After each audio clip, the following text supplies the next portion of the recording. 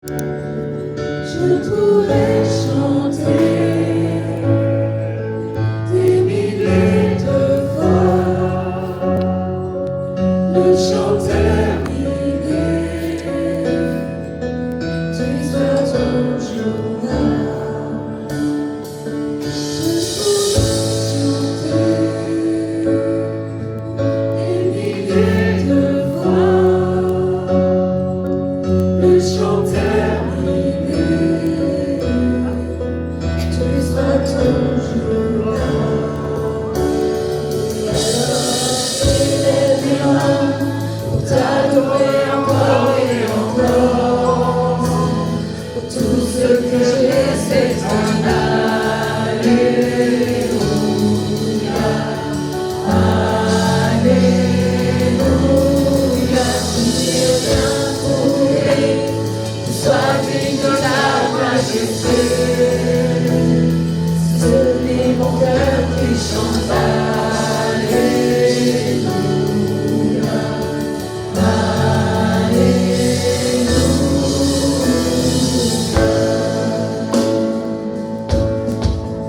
Je n'ai qu'une réponse, qu'une seule volonté, les bras vers le ciel. Je veux t'adorer. Alors j'élève les mains pour t'adorer encore et encore. Car tout ce que j'ai, c'est un alléluia.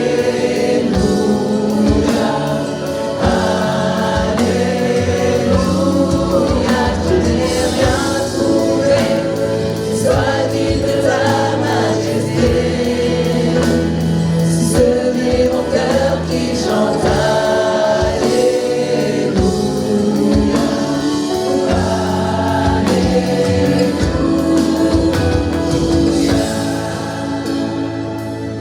Seigneur, on veut te chanter, Seigneur. On veut le déclarer, on veut le crier, Seigneur. Tu es tout pour nous, notre précieux trésor, le bon à Dieu, la vie qui nous est connue, le pardon de péché, notre salut à toi, Seigneur. Ne sois pas timide et élève ta voix, car tu as un lion qui rugit en toi. Alléluia, Seigneur. Chante ton âme, ne sois pas timide et élève ta voix, car tu as un lion qui rugit en toi. Alléluia, Seigneur. Chante ton âme, ne sois pas timide et élève ta voix, car tu as un lion qui rugit en toi. Alléluia, Seigneur.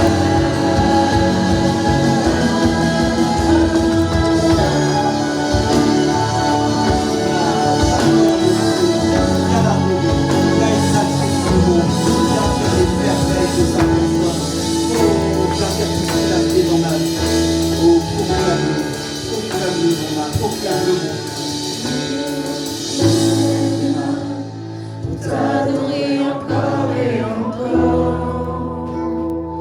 Tout ce que j'ai, c'est un alléluia. Alléluia. Je n'ai rien trouvé qui soit digne de ta majesté. Si ce n'est mon cœur qui chante alléluia. Alléluia. Frères et sœurs, qui était là la dernière fois que j'ai prêché? Forcément, moi j'étais là. Est-ce que vous vous souvenez? Le petit passage, j'ai dit les jeunes, c'est pour vous, c'est une réponse à ce que vous m'aviez demandé d'apporter. Vous vous souvenez, ça, j'avais dit ça aux jeunes, je les ai pris à part un petit peu, même si c'était un peu pour tout le monde quand même. Et je leur disais qu'en réalité, on avait la loi de la mort, la loi du péché qui était attachée à nous, mais il y avait aussi la loi de l'esprit. et que la seule manière de surpasser cette loi du péché qui nous ramenait toujours à ce qu'on a vomi, c'était une puissance offerte par Dieu, le Saint-Esprit. Et je crois que vraiment c'est la clé dans notre vie à nous de pentecôtistes, d'être remplis de l'Esprit. C'est ce qui fera la différence entre des religieux, entre des fanatiques, entre des gens qui se flagellent parce qu'ils ont péché et des gens non, qui auront la puissance de dire non, de rejeter le péché. Et je crois même que ce matin, parfois, là, il y a des combats, parce que je le sens que dans la louange, il y a des cœurs qui sont encore bridés par leurs soucis, bridés par leurs difficultés, bridés par leurs manquements, parce qu'ils ne sont pas purs devant Dieu, ils le savent. Mais Dieu, ce qu'il attend de son peuple, c'est un peuple qui l'adore en esprit et en vérité. Ce matin, on va tout déposer au pied de la croix. Vous voulez bien avec moi? Déposer tout au pied de la croix. Tout remettre dans les mains de notre Seigneur. Ce qu'on n'est pas capable de faire, lui, il est capable de faire. Est-ce qu'il y a des gens qui sont baptisés du Saint-Esprit ici?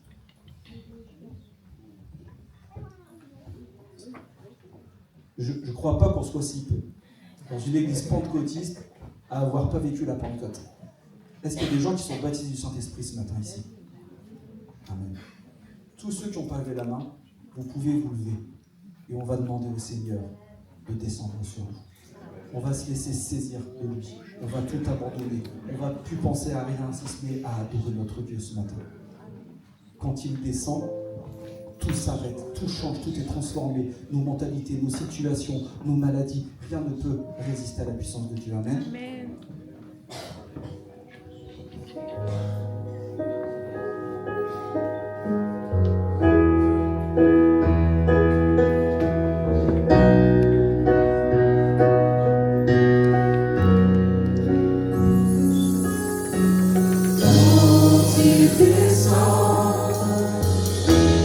Tout s'arrête, il y a transfert entre ciel et terre. Quand il descend, l'atmosphère change, il y a transfert entre ciel et terre. Quand il descend, oui, tout s'arrête. Il y a transfert entre ciel et terre. Quand il descend, l'atmosphère change. Il y a transfert entre ciel et terre. Le Saint-Esprit est là. C'est une promesse de Dieu. Le Saint-Esprit est là. Crois-le ce matin.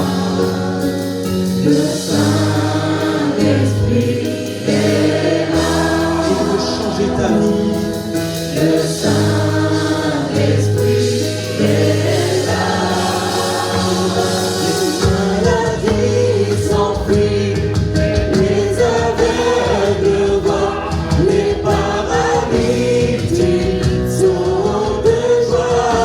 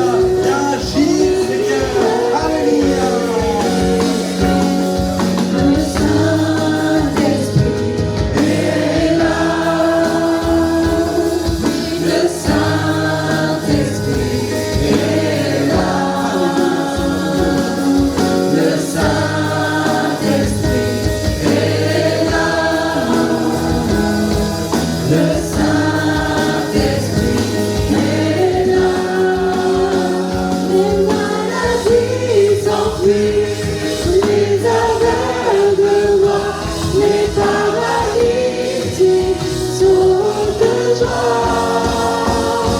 Tous les saignés entendent, les sourds entendent, dans sa puissance, dans sa puissance. Les maladies s'enfuient ce matin. Les maladies s'enfuient, les aveugles voient, les paralytiques sautent de joie.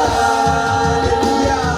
Les stériles entendent, les sourds entendent, par sa puissance, par sa puissance, par sa puissance, il transforme, par sa puissance, il guérit, par sa puissance, il renouvelle, par sa puissance, il agit. Nous sommes qui est là. Le Saint-Esprit est là. Nous le croyons ce matin. Le Saint-Esprit est là. Transforme, renouvelle. Saint-Esprit est là. Dans nos cœurs, Seigneur. Le Saint-Esprit Fais ton œuvre dans nos vies, Seigneur. Fais ton œuvre dans nos cœurs. Saint-Esprit est là. On le déclare ce Le matin. Saint-Esprit est là. Oui, le Saint-Esprit est là. Le Saint-Esprit est là. Quand il descend, oui, tout s'arrête. Il y a transfert entre ciel et terre. Quand il descend, l'atmosphère change. Il y a transfert entre ciel et terre. Quand il descend, Quand il descend, oh, sans nos cœurs changer, on sent plus que l'atmosphère qui est transformée. Nos envies, notre vision, oh, nos désirs sont transformés. Parce que tu es descendu ce matin, parce que tu nous visites ce matin, parce que tu nous mets sur terre. Oh Seigneur, alléluia, alléluia, alléluia. Oh, accepte le transfert ce matin, accepte le transfert, la puissance de l'Esprit dans ta vie. Et ouvre la bouche, adore ton Dieu, proclame qu'il a sauvé ton âme, proclame son amour. Adore-le ce matin, église de Villefranche, adore-le ce matin, église de Villefranche.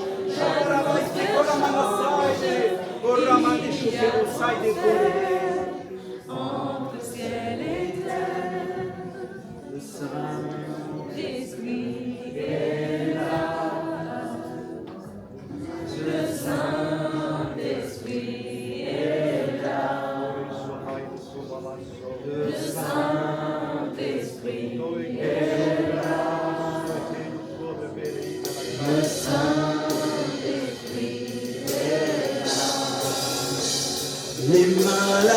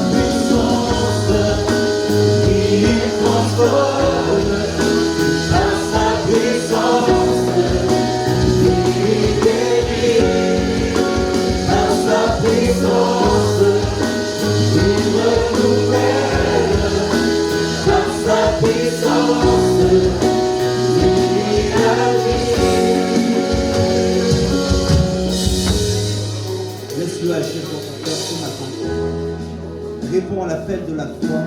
Laisse-toi saisir par son amour. Laisse-toi revêtir de cette puissance, de ce cadeau de Dieu. C'est pas juste une puissance, c'est Dieu lui-même. C'est le Saint-Esprit de Dieu qui veut demeurer en toi, qui veut faire son œuvre en toi, qui veut faire sa demeure en toi. C'est merveilleux, alléluia. Oh, ce matin, ta grâce. Qu'est-ce qui retient ta louange? Si tu te lèves ce matin, c'est que ou tu le fais religieusement par habitude, et auquel cas je peux comprendre que tu n'es pas de louange, ou alors tu le fais parce que tu as compris que Dieu t'a tant aimé qu'il s'est dépouillé de sa gloire, il a quitté le ciel, il est venu naître dans une mangeoire, il est venu marcher, sa tête n'avait pas d'endroit où se reposer pour apporter le salut, pour apporter son amour, son témoignage, et que cet amour, il a été jusqu'à la croix, jusqu'à la souffrance, jusqu'à l'abandon, jusqu'au côté percé, jusqu'aux mains clouées, aux pieds cloués, jusqu'au crachat, jusqu'au tombeau. Et si tu te lèves parce que tu crois à tout ça, si tu prends la Sainte Seine en mémoire de tout ça, alors je comprends pas. Je comprends pas comment nous, les chrétiens, des fois, on devient insensibles. C'est pas possible. Je vous assure, je comprends pas. Je suis vraiment dans la confusion ce matin. Qu'est-ce qui retient la louange ici à Villefranche? Est-ce qu'il y a des péchés? On est pécheurs, mais on a sa grâce. Est-ce qu'il y a des maladies? Est-ce qu'il y a des difficultés sur terre? On a un avenir glorieux dans le ciel qui nous attend. Sur quoi on va poser nos regards ce matin? Je m'excuse, peut-être je suis désagréable. Mais des fois, on a besoin d'entendre des choses désagréables. Et je vous assure, c'est vrai. J'aimerais vraiment, Église de Villefranche, qui s'est levée, que tu considères pourquoi il y a des gens qui ne se sont pas levés, qui sont encore assis. Parce que moi, je suis un jeune, je viens à l'église, c'est ma tradition, et je vois les gens qui ont donné leur vie au Seigneur, qui sont assis comme ça. Ça ne donne pas envie de donner la vie au Seigneur. Vous savez, le témoignage, il commence à la maison, il commence à l'église. Si on ne communique pas la joie, la bonne odeur de Christ, qui le fera? Et je vous assure, c'est une vérité. Là, ce matin, on est en concurrence avec des myriades d'anges dans le ciel qui louent le Seigneur. Hein. Et là, je pense qu'il nous a même pas entendus. Bien sûr, il nous a entendus parce qu'il connaît chacun d'entre nous, il est attentif à chacun d'entre nous, mais il faut peser, quoi. Faut mesurer le privilège qu'on a de pouvoir élever la voix vers Dieu parce qu'on est sauvé.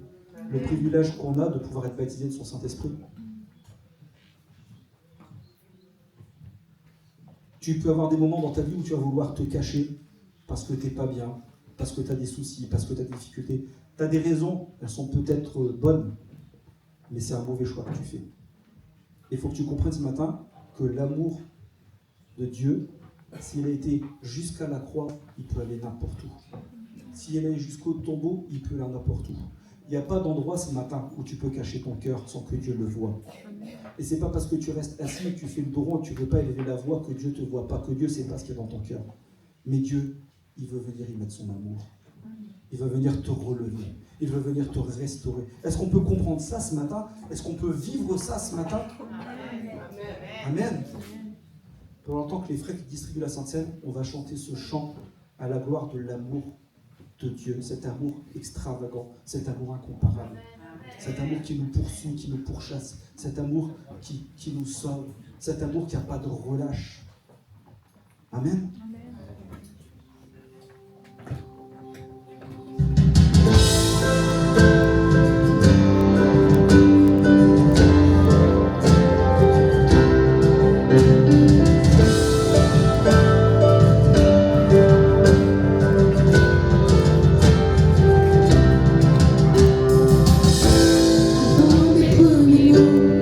Tu me connaissais déjà.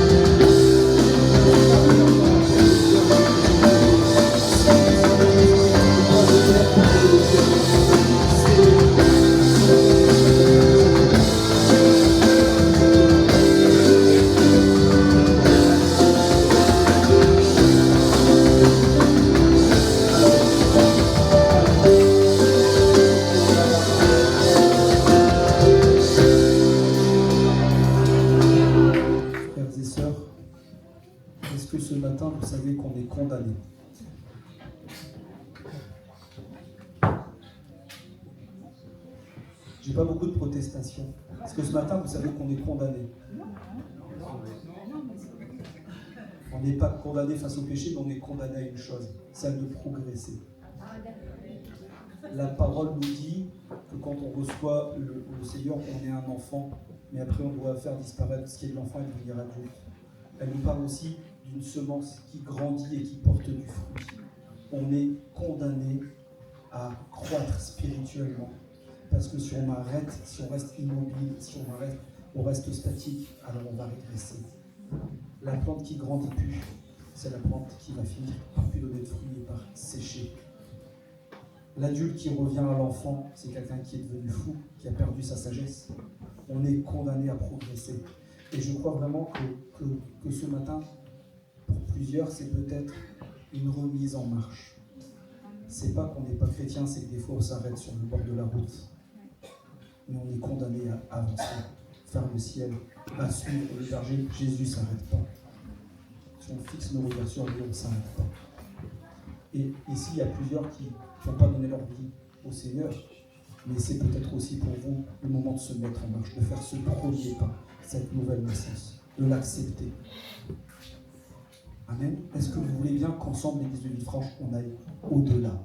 Amen. On aille plus loin, plus profond dans le fleuve du salut et de la grâce. Amen. Plus profond dans les secrets de l'esprit, plus profond dans la connaissance de sa parole, plus profond dans notre vie intime avec Dieu. Amen. Amen. Alors on va prendre un dernier chant qui nous dit d'aller au-delà.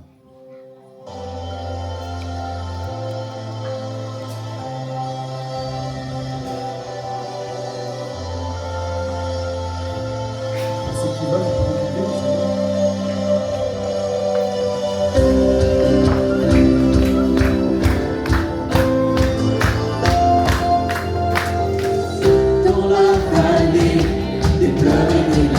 Tu ne me laisses pas.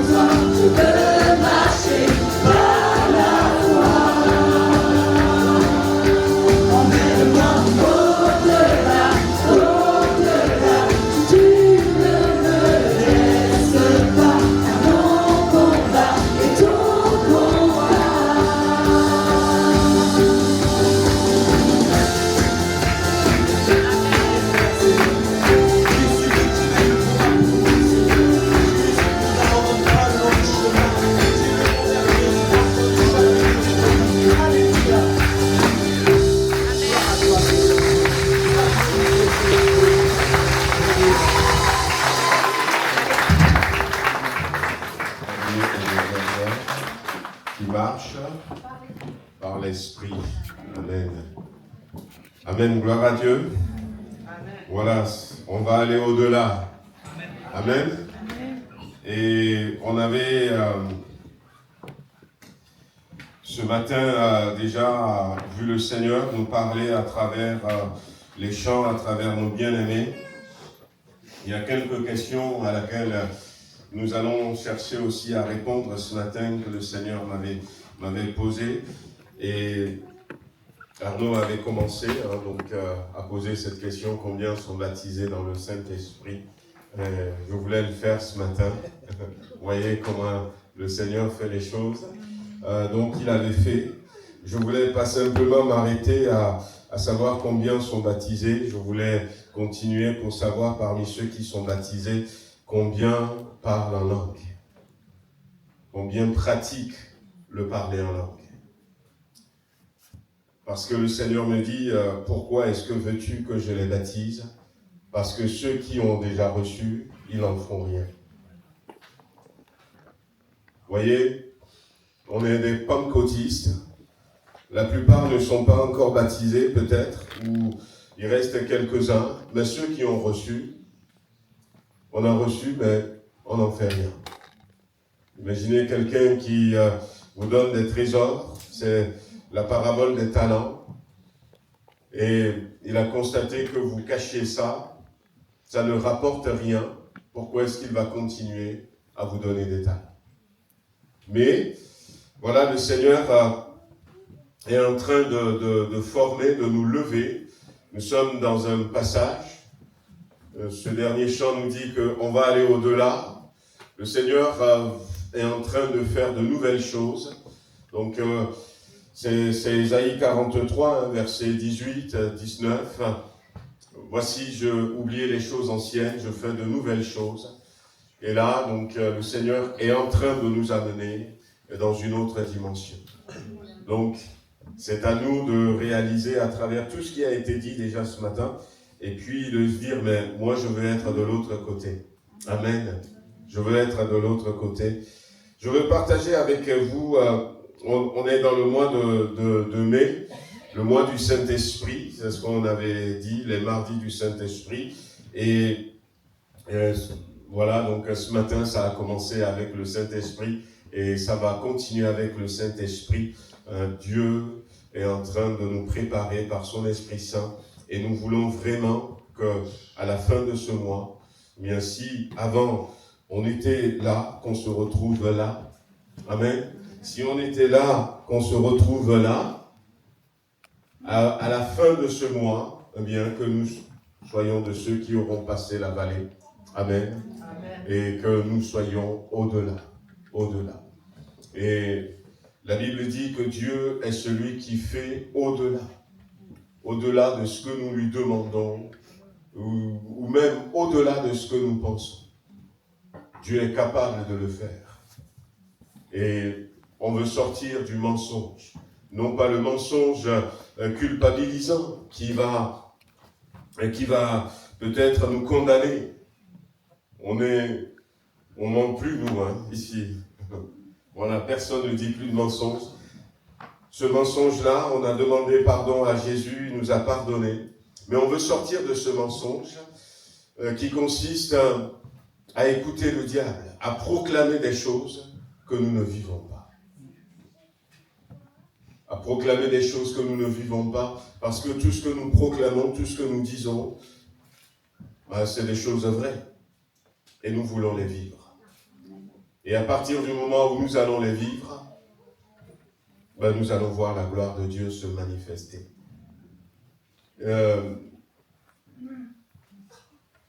Jeudi, il y a le frère Thierry qui nous avait rejoint, ça fait quelques jours. Donc, il connaissait un peu la famille de Villeneuve et puis la famille Tounou quand ils étaient à la rue Robert. Et puis, il voulait visiter un peu le chantier, il était venu. Je lui montrais le chantier. Et à un moment donné, je ne lui ai pas dit, à un moment donné, je l'ai amené là-haut et je lui explique que ici là-haut, il y a beaucoup de boulot. On va enlever tous les gros tuyaux qu'il y a. On va voir, peut-être on va refaire un plancher sur le sol. On va peut-être faire une isolation au plafond ou par terre, on va voir. Et il me dit, l'isolation au plafond est plus efficace. Et je lui dis que le but, c'est que notre église va se remplir. Et à partir du moment où l'église va se remplir, tous les jeunes, on va mettre des écrans télé. On peut accueillir jusqu'à 400, 450, même 500 personnes en haut. Et qu'à partir de ce moment, tous les jeunes, tous ceux qui veulent, on aura fait les travaux et puis on va les mettre en haut. Et alors que je discutais avec Thierry, je lui expliquais un peu ça. Le Seigneur me dit, moi je suis prêt.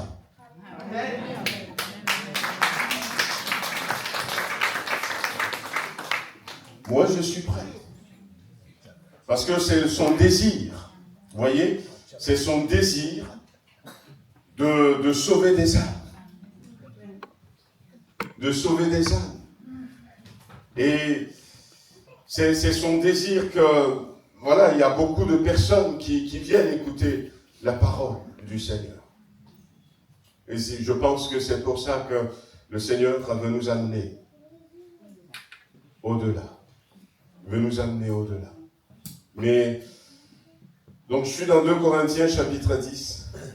C'est le verset que je voulais partager avec vous ce matin. 2 Corinthiens chapitre 10, l'apôtre Paul, à partir du verset 3, dira ceci. Si nous marchons dans la chair, nous ne combattons pas selon la chair, car les armes avec lesquelles nous combattons ne sont pas charnelles, mais elles sont puissantes par la vertu de Dieu pour renverser des forteresses. Nous renversons les raisonnements et toute hauteur qui s'élève contre la connaissance de Dieu, et nous amenons toute pensée captive à l'obéissance de Christ. Et l'apôtre Paul dit ici que nous sommes des hommes, nous sommes dans la chair, mais nous avons des armes qui ne doivent pas être charnelles. Le contraire de la chair, c'est l'esprit. Nous ne devons pas avoir des armes charnelles, mais nous devons avoir des armes spirituelles. Et combattre avec des armes spirituelles. Tant que nous n'avons pas les armes spirituelles, nous ne pourrons pas, comme c'est dit ici, être aussi puissants que nous voudrons l'être. Ce matin, il y a eu également ce rappel de ce que le Saint-Esprit fait en nous, où il est dit que ouvre ta bouche et je la remplirai, parce que le Saint-Esprit est là et le Saint-Esprit va te remplir. Et ça a été rappelé, le Saint-Esprit vient pour nous édifier. Nous édifier. Ce mot qui est utilisé par l'apôtre Paul, c'est le même mot qui est utilisé dans les constructions à l'époque. Pour nous bâtir depuis la fondation, pour nous donner une fondation solide, pour nous bâtir sur le roc, pour que nous soyons restaurés. Quand nous on achète des maisons, peut-être de vieilles maisons, on va utiliser le mot rénovation. Mais le Saint-Esprit vient faire ça. Il vient jusqu'à la fondation. Il fait une rénovation, une restauration en nous. Et la Bible dit que le Saint-Esprit, lorsqu'il vient sur nous, nous permet de nous édifier nous-mêmes. Nous avons besoin de cette édification. Nous avons besoin, comme nous l'avions chanté ce matin, non pas le chanter une fois de temps en temps, mais de le vivre. Je suis fort. Le Saint-Esprit vient nous fortifier. Le Saint-Esprit vient, comme c'était rappelé aussi ce matin, nous permettre de louer et d'adorer Dieu. Jésus disait, quand il viendra, il parlera de moi. Il parlera de moi. Il ne parlera pas de lui-même. Et quand le Saint-Esprit est là, mais il nous fait parler, mais il ne parle pas de lui-même. L'apôtre Paul dira d'excellentes actions de grâce. Il est vrai que par le Saint-Esprit, nous rendons d'excellentes actions de grâce à Dieu. Vous voyez, c'est pour ça que le Seigneur nous donne le Saint-Esprit.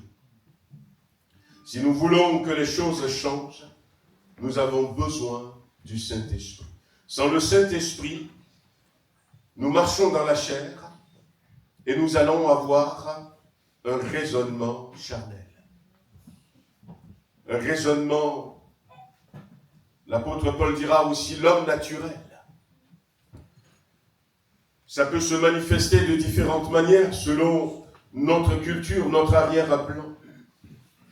Mais en un mot, le raisonnement charnel, la grande différence entre la mentalité, la pensée charnelle et la pensée spirituelle, c'est que la pensée charnelle, si je dois comparer ça, c'est la mendicité. La pensée charnelle te dit, quelqu'un le fera pour toi. Et en France, avec nos institutions, avec le confort que nous avons, et des fois même, on peut aller dans la rue, on peut faire des marches en disant « Tu as le droit de le faire pour moi. C'est mon droit. Je vais réclamer ça. » Mais la pensée spirituelle, Dieu te dit « J'ai mis en toi toute la capacité pour que tu le fasses toi-même. » C'est la grande différence. Au lieu d'attendre que quelqu'un le fasse pour toi, tu te lèves et tu le fais toi-même. Jésus était là, il y avait 5000 hommes. On n'a pas compté les femmes et les enfants. Et les disciples, à ce moment-là, étaient venus vers Jésus en disant, ils ont faim, ils ont besoin de manger. Nous n'avons pas les moyens. Si on comptait les femmes et les enfants, peut-être ils seront 20 000, peut-être plus. Il faut que tu les renvoies pour qu'ils aillent chercher à manger quelque part. 20 000 personnes. Et Jésus dit à ses disciples, donnez-leur vous-même à manger. Mais quand même, Seigneur, t'as vu le nombre? Mais comment on va faire? C'était ça leur réaction. Et il n'y a même pas de boulangerie dans le coin. Et à l'époque, c'est du pain et du poisson.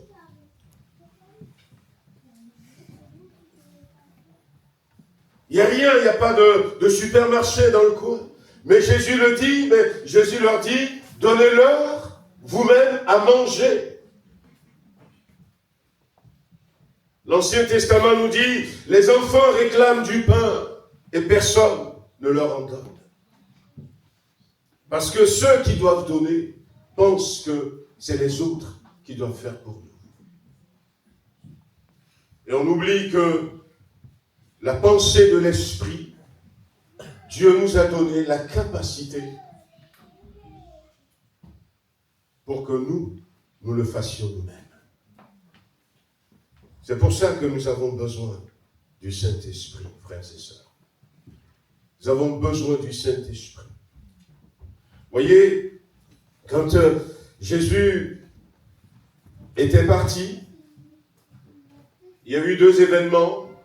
Le premier, il n'y avait pas beaucoup de personnes.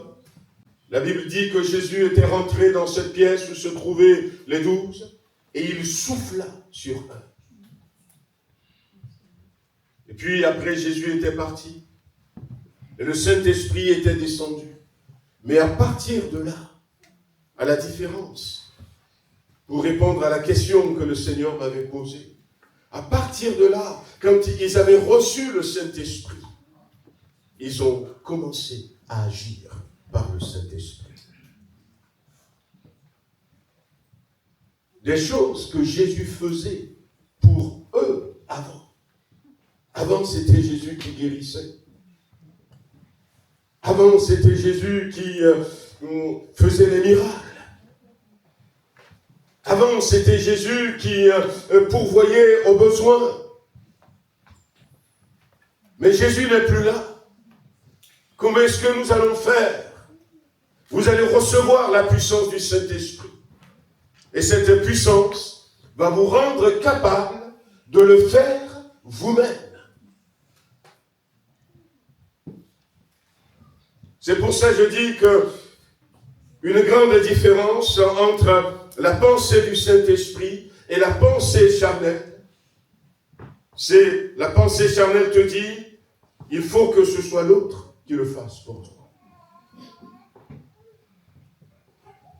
Et les disciples, ils ont bouleversé le monde. On les a arrêtés, on les retrouve le lendemain matin à l'église, en train de prêcher, alors qu'ils étaient enfermés en prison. Ils vont à l'église, ils rencontrent quelqu'un, il dit simplement, voici ce que j'ai, je te le donne. Mais quand Jésus était là, quand le Saint-Esprit n'était pas descendu, ils ne pensaient pas qu'ils avaient quelque chose qui pouvait faire marcher un homme paralysé. La pensée du Saint-Esprit doit nous amener, frères et sœurs, à réaliser ce que dit l'apôtre Paul. À un moment donné, il va dire aux Corinthiens, il va dire aux Galates, mais tout est à vous. Tout est à vous.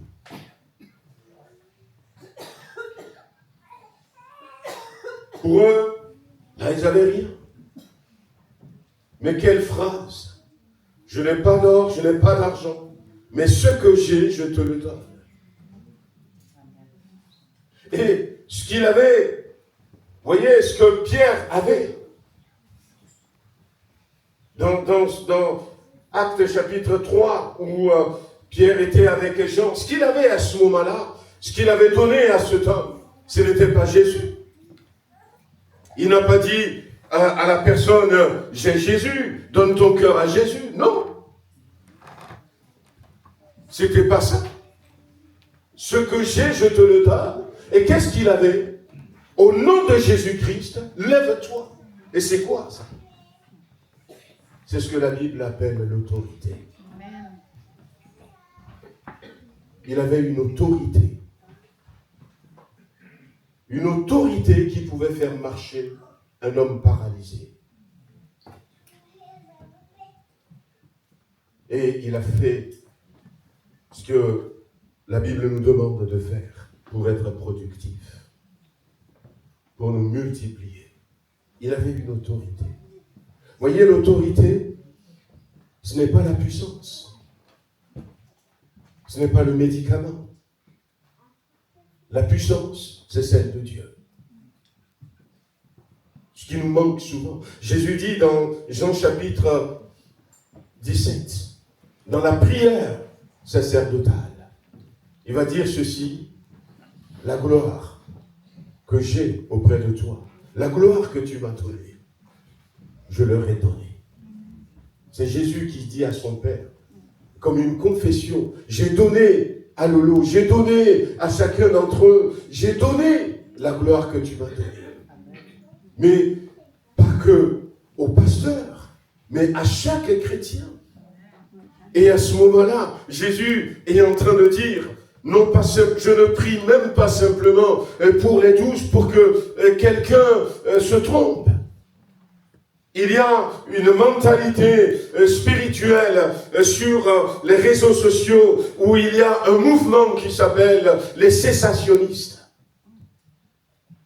Peut-être que vous n'allez pas entendre le mot, mais il y a des personnes qui pensent que, eh bien, il y a certains miracles qui se sont arrêtés, qui ont cessé avec l'Église première.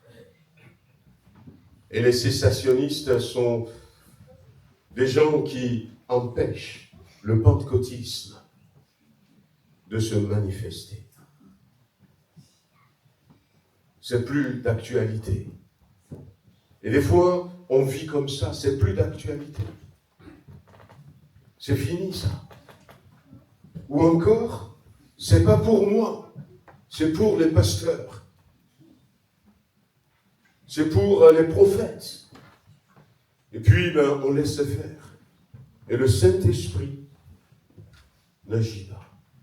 Mais on voit bien dans l'histoire de l'Église que quand Jésus était parti, quand le Saint-Esprit était descendu, on voit bien que ce qui va se passer, c'est que l'Église va grandir.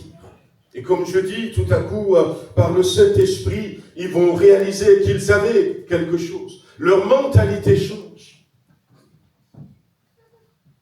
La pensée charnelle, c'est la crainte.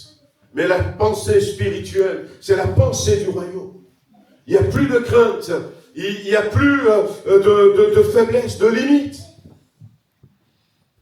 Et ils vont s'emparer de ce qu'ils avaient. L'autorité. L'autorité que Dieu leur avait donnée. Et puis, l'évangile va aller un peu partout.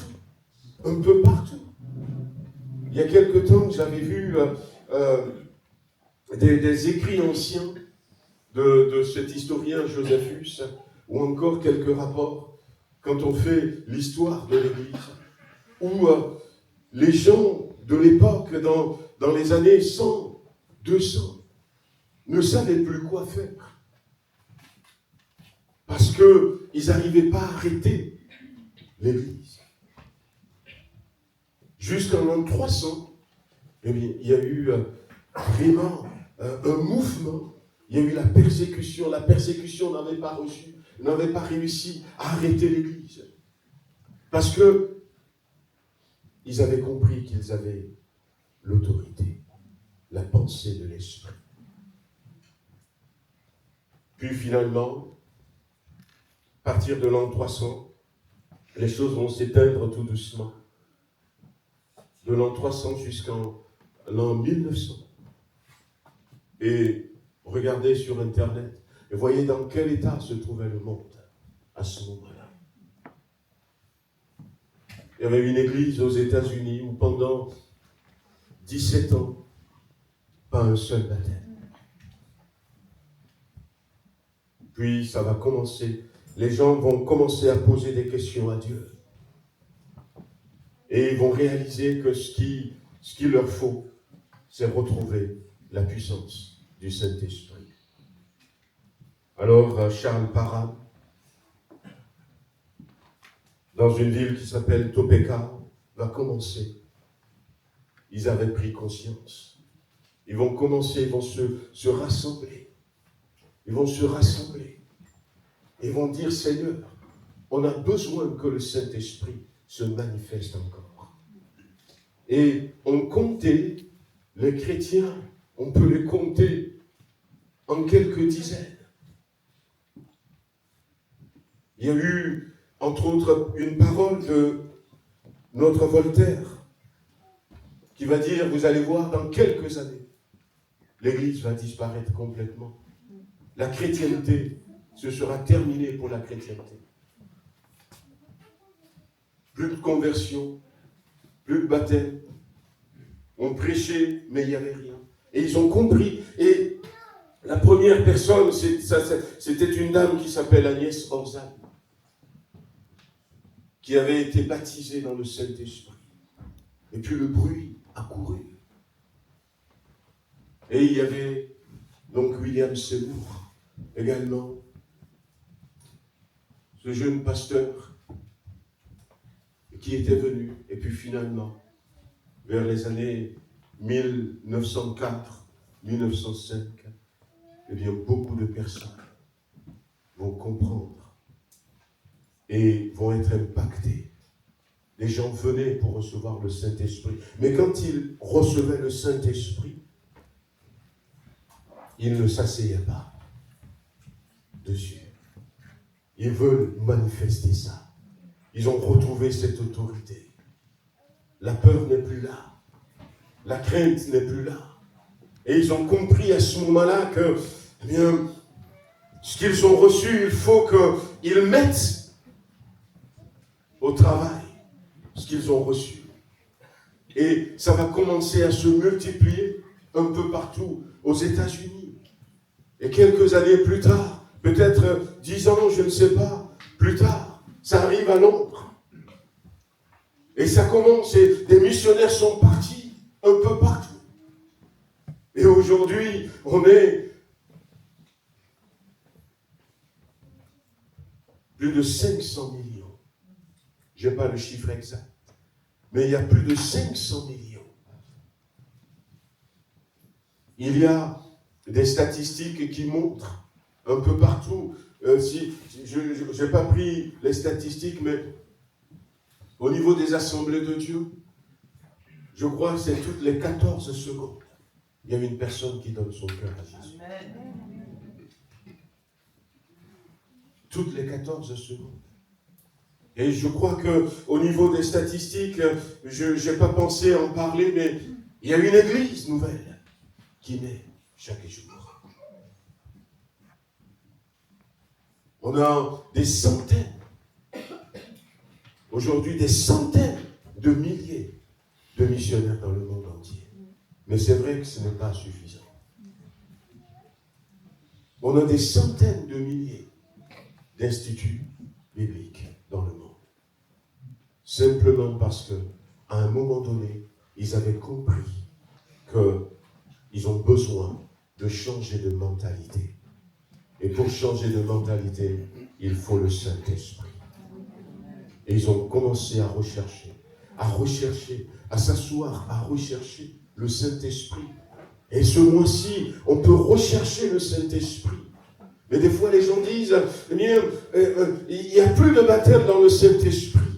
Mais quand on reçoit le baptême dans le Saint-Esprit, pour nous, c'est une finalité. Pour nous, c'est une finalité, c'est fini. Donc le Seigneur dit, mais pourquoi est-ce que je vais leur donner? Ces gens ont sillonné le monde entier. Des missionnaires américains étaient au Burkina Faso, Haute-Volta à l'époque. Et puis, quand ils étaient arrivés, ils ont sillonné tout ce pays pour apporter l'évangile. Et à un moment donné, eh bien, ils sont descendus au nord du Togo. Et la première église était née des assemblées de Dieu, là-bas au nord du Togo. Il y a plus de 60 ans en arrière. Et après, ils ont dit, on va aller à la capitale, au sud. Et en 60 ans, je ne sais pas, je vous l'avais dit, en 50 ans, j'avais connu les chiffres de 50 ans, l'église doit avoir maintenant 66 ans. La première église des assemblées de Dieu au Togo. Mais je n'ai pas les statistiques récentes. Mais en 50 ans, eh bien, l'église a ouvert 126 autres églises. Je me rappelais, quand on sortait dans la rue, on nous disait, ne passez pas devant un magasin sans rentrer. Ne passez pas devant une maison sans rentrer. On était 2 par 2. Et on prenait cette rue, on faisait un travail bien organisé. Bon, je prends cette rue avec la sœur, un gars, une fille. Vous prenez cette rue.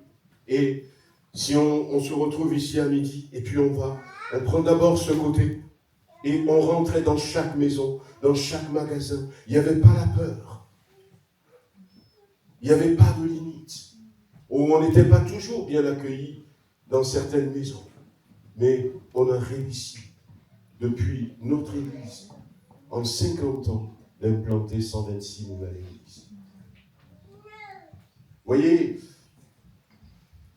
lorsque le Seigneur nous donne son Esprit Saint, c'est pour que ça nous change. C'est pour que ça change notre manière de marcher en tant que chrétien. J'entendais dans une prière ce matin que le Seigneur vienne briser à l'intérieur tout ce qui n'est pas conforme à sa volonté. C'est pour ça que le Seigneur nous donne le Saint-Esprit.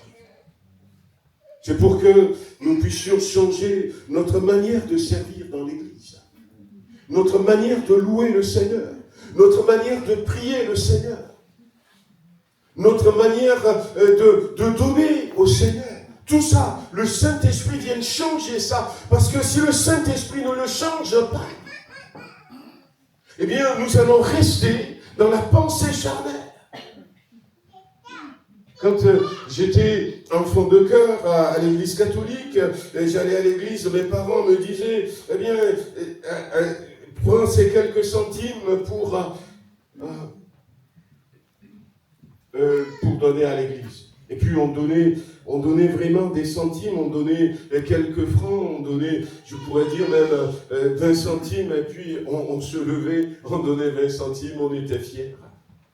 Et puis quand finalement je suis arrivé là, j'ai donné mon cœur à Jésus, on me dit, eh bien, ce que Dieu demande, c'est 10%. Oh, quoi? J'ai failli être étouffé. 10%. Ah mais oui. Mais comment accepter ça?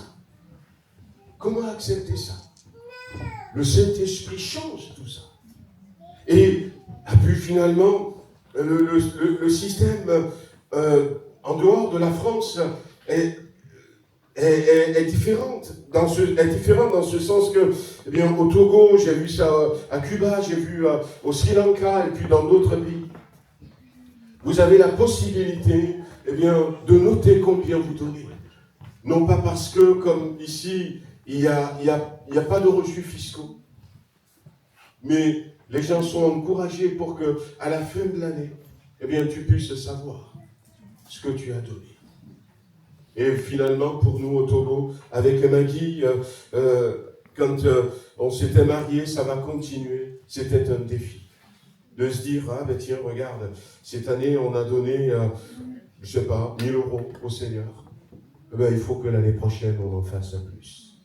Et puis, à un moment donné, en réalisant les 10% qui, j'ai entendu, qui étaient sur le point de m'étouffer, eh bien, on a dépassé les 10%.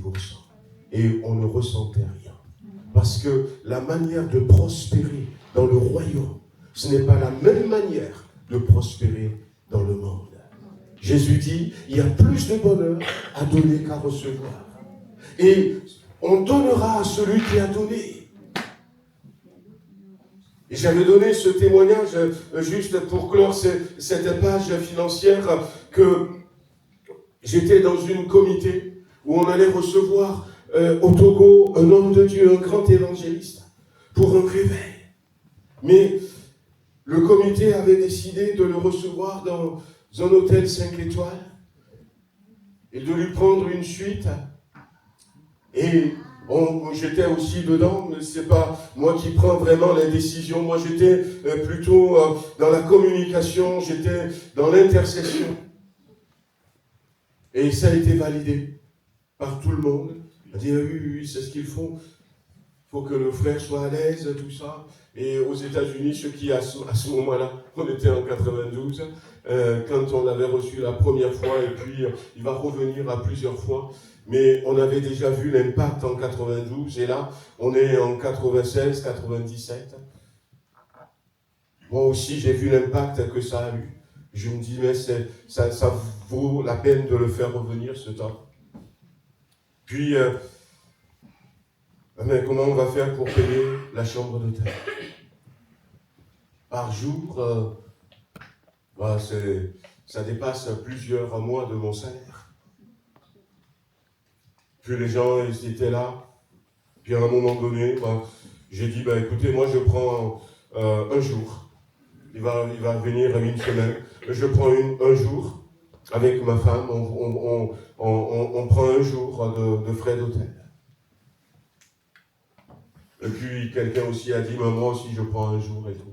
J'arrive à la maison à ce moment-là. On avait une sœur qui habitait avec nous et puis j'ai dit à Maggie, écoute, la réunion s'est bien passée, mais je me suis engagé à payer l'hôtel un jour pour l'homme de Dieu qui va venir. Et puis Maggie me dit, très bien, t'as bien fait, écoute, de toute manière le Seigneur nous donnera les moyens. Ça coûte combien? Et puis j'ai donné le prix. D'accord. Moi, je ne reviens pas, le Seigneur nous donnera les moyens. Et puis la sœur qui était là, elle dit, tiens, je vais participer aussi. Mais le Seigneur a permis qu'on a pu donner. Et on était contents. Il y a plus de bonheur à donner qu'à recevoir. On était contents parce que je crois de tout mon cœur que, tous les impacts qu'il y a eu, toutes les conversions, des églises qui sont nées, les choses qui ont changé au Togo, le jour où le Seigneur va récompenser, une partie viendra à nous. Amen, amen. Amen. Mais j'avais cité 2 versets, il y a plus de bonheur à donner qu'à recevoir, mais donner, il vous sera donné. Je ne sais pas comment ça s'était passé. Quelques mois, peut-être 1 an et demi plus tard, je me retrouve dans une situation compliquée au Nigeria, où j'avais assisté à une conférence. On m'avait réservé un hôtel. Et puis j'arrive, la réservation avait disparu. Mais comment est-ce que je vais faire? Pendant 1 semaine. Et l'argent que j'avais sur moi, je peux peut-être à la rigueur payer pour une nuit dans un petit hôtel. Alors j'ai sillonné les gosses pour aller trouver un petit hôtel pour payer une nuit. Et puis je me dis, mais comment est-ce que je vais faire? Et cet évangéliste, pour qui on a payé une nuit d'hôtel, son directeur international me téléphone. Lolo, j'ai appris que tu es au Nigeria. Écoute, je t'appelle parce que je veux prendre en charge ton hôtel. Tu es dans quel hôtel? Je donnais le nom. Je dis, ouh là, tu veux pas changer d'hôtel? Va dans un hôtel. Je dis non, mais écoute, je ne pensais même pas que je vais pouvoir rester ici. Si vous allez payer, je préfère rester là.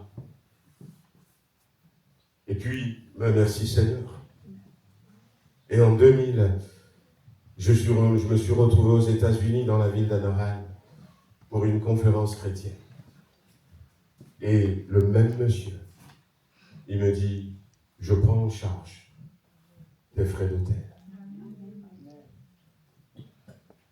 En 1997.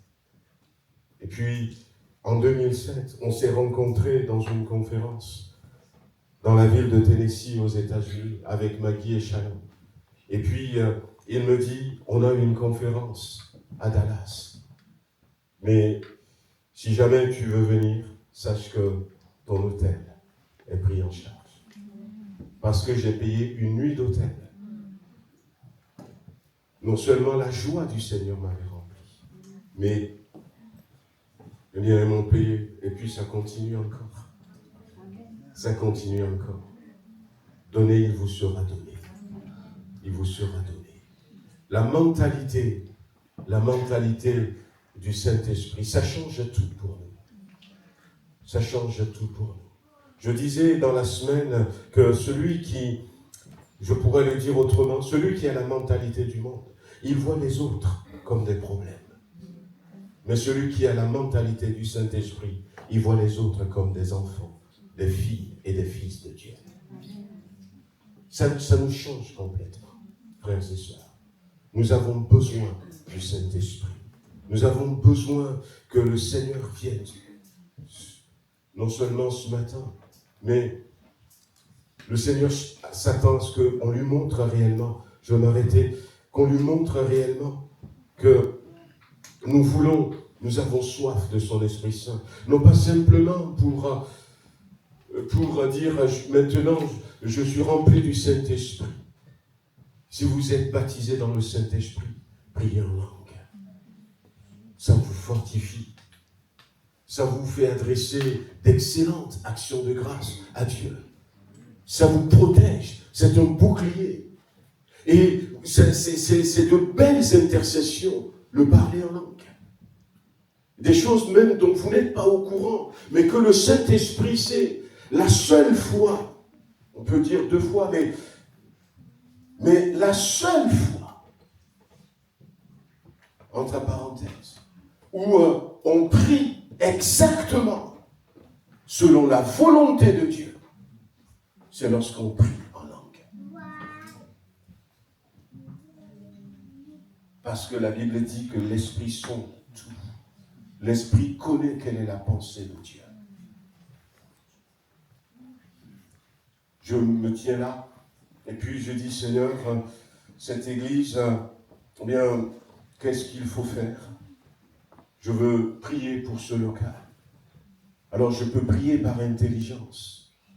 Je vais dire, Seigneur, pourvoie, permets que les Américains nous envoient rapidement l'argent parce que on est coincé.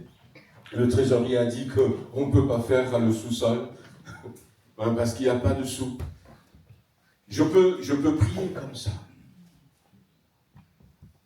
Mais si, au lieu de prier par intelligence, je dis, Seigneur, par rapport à cette situation, je prie en langue. Je prie en langue. Je ne sais pas ce que le Saint-Esprit est en train de dire. Il y avait un temps comme ça. Je vais l'inviter. Il va venir à Romuald Hans. Il a été notre missionnaire. Il est toujours notre missionnaire en Afrique. Il est resté pendant quelques années au Togo. Et là, il est venu s'installer en France, mais il continue. Et je lui partage un peu l'expérience.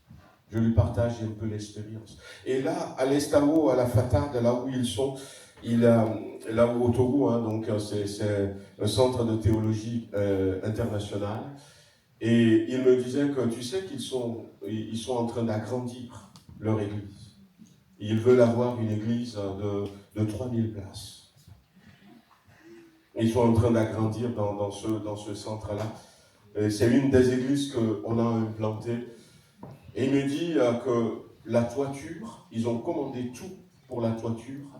Je vais vous donner des chiffres un peu en togolais. Je n'ai pas fait le calcul. La toiture, ils ont commandé en Chine, ça va arriver. Et ça coûtait presque 100 millions de francs CFA. 150 000, un peu plus de 150 000 euros. Rien que la toiture. Pour Et dit, le pasteur a dit, on va prier pour que le Seigneur pourvoie. Et au Togo, dans l'église, ils prient en langue, et ils prient. Et quand ils ont fini de prier, il y a un frère qui s'est levé en disant, je vous donne la moitié des 150 000 francs CFA. C'est simplement il me donnait ça, c'est simplement un exemple. Des fois, on pense que la solution va venir d'un médicament. Mais quand on prie en langue, le Seigneur sait. Et le Saint-Esprit intercède. Vous voyez, le Saint-Esprit intercède. Je veux terminer, frères et sœurs. Vous voyez, ce que nous avons, c'est l'autorité. L'autorité. Un autre exemple que j'avais déjà donné, peut-être pour ceux qui étaient là depuis un certain temps, disant qu'il y avait un gendarme, un policier, qui était tombé malade, et puis a perdu beaucoup de poids. Et finalement, voilà, il se remet tout doucement. Et puis il en avait marre de rester à la maison. Puis il appelle son chef en dit, je veux venir travailler, même si l'arrêt n'est pas fini. Alors le chef dit, on va faire le nécessaire pour que tu reprennes. Et il a repris. Marchait encore un peu difficilement. Ce n'est pas encore la grande forme. Et puis, imaginez ce policier comme ça, ce n'est pas la grande forme. Mais il est venu quand même, il est dans sa tenue. Et puis, alors qu'il est peut-être au bord de la rue, voici quelqu'un de baraqué, de costaud, qui est peut-être dans son pick-up, qui arrive et puis qui ne s'était pas arrêté au feu rouge. Eh bien, ce policier malade va siffler et va arrêter ce temps. Et quand l'homme va s'arrêter, on voit les deux. C'est comme David et Goliath. Mais l'homme, même s'il est Goliath, ne peut rien faire. Parce que le policier a une autorité. L'autorité, ce n'est pas la puissance. Ce n'est pas « je suis fort ». En disant ça, non. Le Saint-Esprit nous a donné et l'autorité nous donne l'autorité. Et c'est parce que nous avons l'autorité que nous pouvons chasser les démons. Parce que quelle que soit leur taille, nous sommes un habit de police. Nous avons un mandat de Dieu.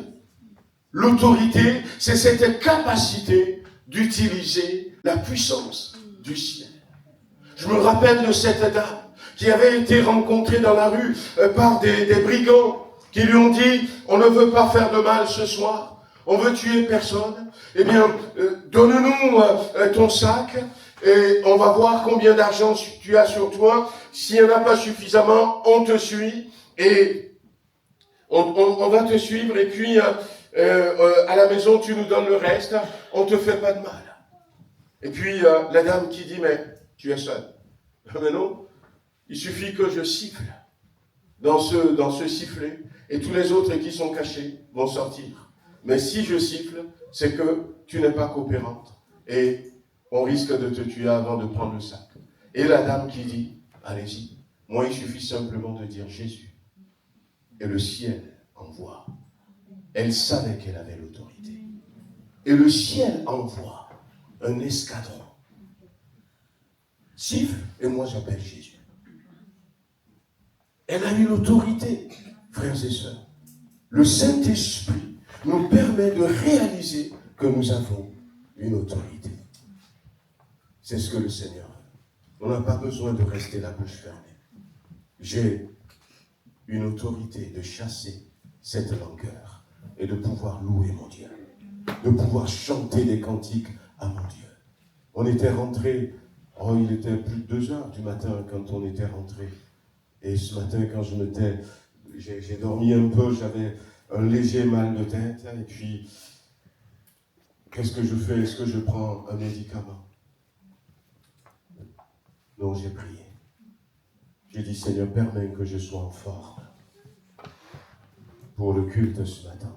Que je puisse te louer, t'adorer. Que je puisse apporter ce que tu as mis sur mon cœur. On a une autorité, frères et sœurs. Mais pour que cette autorité soit en marche, les disciples ont reçu le Saint-Esprit. Et tout ce mois, les mardis et les vendredis, sauf un vendredi, je vous dirai, où nous allons entendre un témoignage du pasteur Pascal Gonzalez, qui est notre missionnaire à Mayotte, qui nous parlera de comment le Saint-Esprit bouge à Mayotte. Je vais vous envoyer ça, il faut que vous soyez là. Mais on sera dans l'ancien local en semaine. Mais ce que le Seigneur veut, bien aimé, c'est que nous n'ayons plus la mentalité du monde. Même si nous sommes dans le monde, amen, nous ne sommes pas du monde. Amen. Je veux aller au-delà. Alors, on va prier ce matin, avant de passer aux annonces. Mais une prière très très simple que tu vas faire pour ton voisin. Voilà, tu veux prier pour la personne qui est à côté de toi. Elle dit, mais ce mois-ci, va au-delà. Va au-delà. Tu as une autorité. Sois rempli du Saint-Esprit. Prends cette autorité et va au-delà. Va au-delà. Seigneur notre Dieu, il y a tellement de défis, c'est vrai. Ce matin, je pense à notre frère Silvio, qui a glissé, Seigneur, et qui a besoin dans sa santé, Seigneur, que tu remettes en place les muscles de son corps, les ligaments de son corps, Seigneur. Je pense à mes frères qui viennent aider en semaine. Je pense principalement à Emmanuel qui est fatigué, à Claude, Seigneur, également, à l'autre Claude, Seigneur. Je pense à ces bien-aimés, Seigneur, et je te remercie parce que tu les renouvelles, tu les restaures. Mais Seigneur, donne-nous que ce matin, ce ne soit pas simplement un culte de plus, mais que nous puissions prendre en compte ce que notre frère nous a dit, Seigneur, pendant le chant, que nous puissions prendre en compte les paroles de connaissance, la prédication de ta parole, et que ce mois, Seigneur, soit le mois où nous allons bouger et pour aller au-delà, Seigneur, pour réaliser, prendre conscience. On n'a même pas besoin de demander l'autorité. Nous l'avons déjà pour que tout blocage, Seigneur, soit enlevé et que nous puissions utiliser cette autorité au nom de Jésus-Christ. Amen. Que le Seigneur vous bénisse. Va au-delà. Amen. Va au-delà. Les annonces et puis à l'offrande.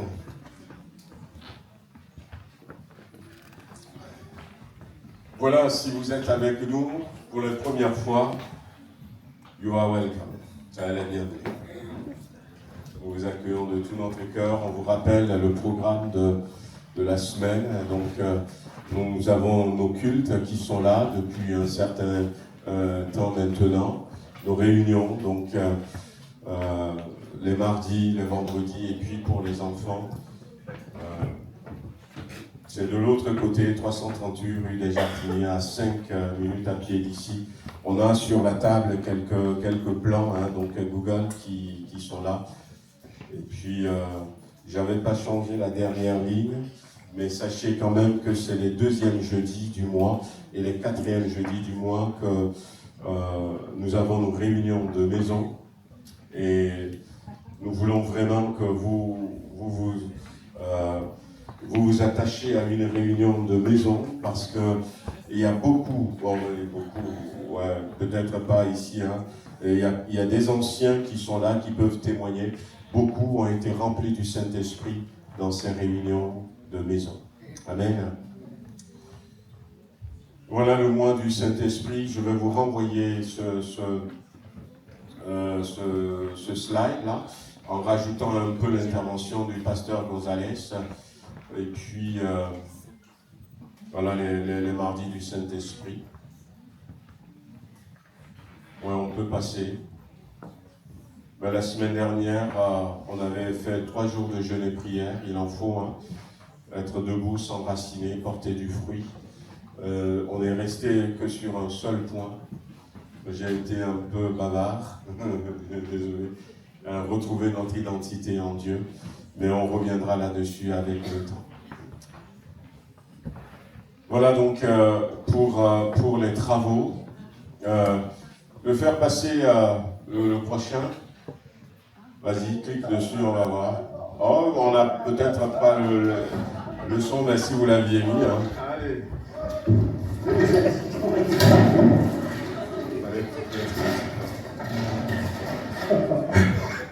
Où sont les jeunes? Ouais, il faut passer les autres aussi. Mais où sont les jeunes? On a besoin de nos jeunes. Ouais, je peux continuer à cliquer, ça va venir. Voilà. Donc là, c'est le sous-sol qui est en dessous de nous. Donc il y a plusieurs photos. Et c'est au sous-sol que nos âgés et puis nos retraités sont en train de travailler. C'est dans un état, on a besoin d'avancer par la foi, même si, comme j'ai dit tout à l'heure, le trésorier m'a dit qu'on n'a pas des sous. J'ai la foi que le Seigneur va pourvoir. Amen. Amen. Père éternel, nous voulons encore te remercier, Père, pour ce beau culte que nous avons passé ce matin. Nous voulons te bénir, éternel, pour tout ce qui s'est passé, éternel, mon Dieu, pour l'action du Saint-Esprit. Merci, éternel, mon Dieu, de nous accompagner encore les uns les autres, éternel. Et que nous puissions encore vivre cette expérience pendant cette semaine qui va commencer. Merci, Père, pour tout, éternel, et pour tous les sujets qui ont été élevés vers toi, Seigneur Jésus. Père éternel, accompagne-nous et que toute la gloire te revienne dans le précieux nom de Jésus-Christ. Amen. Amen. Voilà, plusieurs de nos sœurs vont rester pour un temps de... En fait, elles ne vont pas rester là. Je crois que c'est de l'autre côté. Hein. Elles vont aller là-bas pour continuer à prier. Un peu, on en a besoin. Prier pour tout ça. Donc, elles ont choisi de faire un temps de jeûne et de prière. Donc, si là aussi vous voulez vous joindre à elles, si vous êtes des femmes,